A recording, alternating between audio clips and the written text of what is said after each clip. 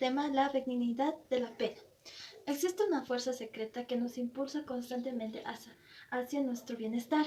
Este impulso no sufre ninguna influencia de las leyes que le oponen. Todas las acciones diversas del hombre son los efectos de esta tendencia interna, pero para funcionar deben obedecer a varias funciones. 1.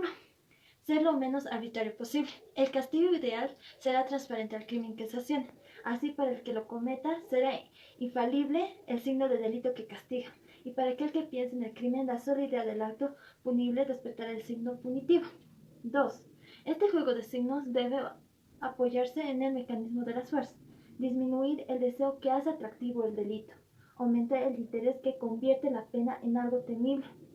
Punto 3. Utilizar, por consiguiente, de una modulación temporal. Nos referimos que el prisionero trabajará para conseguir su propia comida. Punto 4. Por parte del condenado, la pena es un mecanismo de los signos, de los intereses y de la duración. Los castigos pueden ser considerados como una retribución que el culpable da a cada uno de sus conciudadanos por el crimen que los ha perjudicado a todos. 5. El castigo público es la ceremonia de la inmediata transposición del orden a través del miedo físico, espanto colectivo, imágenes que deben grabarse en la memoria de los espectadores a través de anuncios, carteles, signos, símbolos que deben multiplicarse, del mismo modo que la marca en la mejilla o en el hombro del condenado, el cual debe hacerse la idea del delito y la idea de la pena.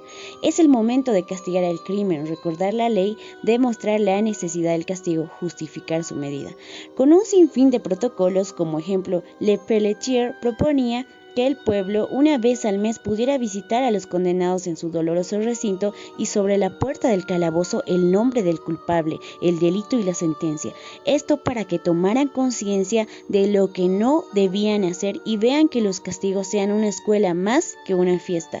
Le Pelletier consideraba que esta visibilidad de los castigos era uno de los principios fundamentales del nuevo Código Penal.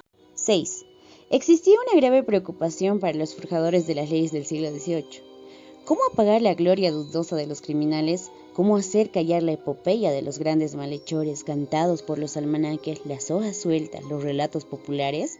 Si la transposición del orden punitivo está bien hecha, si la ceremonia del duelo se desarrolla como es debido, el crimen no podrá aparecer, ya sino como una desdicha y el malhechor como un enemigo a quien se enseña de nuevo la vida social.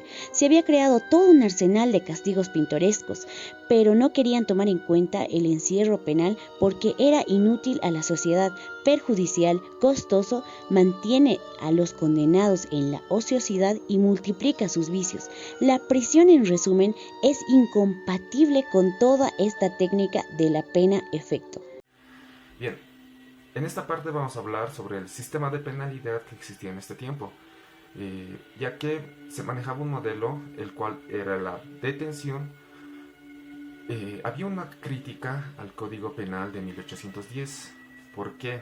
Porque dentro de toda la línea de castigos que tenían, y dentro de las 4 principales, que eran los trabajos forzados, el presidio, la reclusión y la prisión reformatoria, la finalidad era la misma, la de detener a la persona, privarla de su libertad. Entonces, los juristas de este tiempo y los reformadores simplemente lo veían como una garantía de que la persona no vuelva a hacer lo mismo. Es decir, era como una garantía de prenda que privaba a esta persona de que no vuelva a cometer estos ilícitos. Entonces, para ellos no era una forma de castigo, simplemente era detención, porque no llegaban a comprender todo lo que conlleva el hecho de que una persona esté detenida.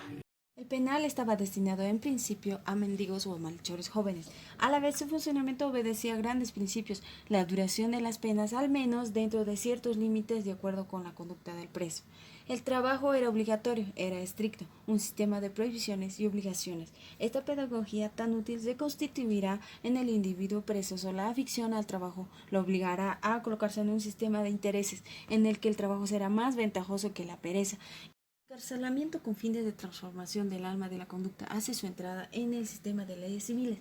El preámbulo de la ley redactado por Blackstone y Howard describe la prisión individual en su triple función de ejemplo temible, de instrumento de conversión y de condición para un aprendizaje, sometidos a una detención aislada, a un trabajo regular, de acuerdo con un empleo de tiempo absolutamente estricto, bajo una vigilancia interrumpida, cada instante del día tiene marcada su ocupación, prescrito un tipo de actividad y lleva consigo sus obligaciones y sus prohibiciones.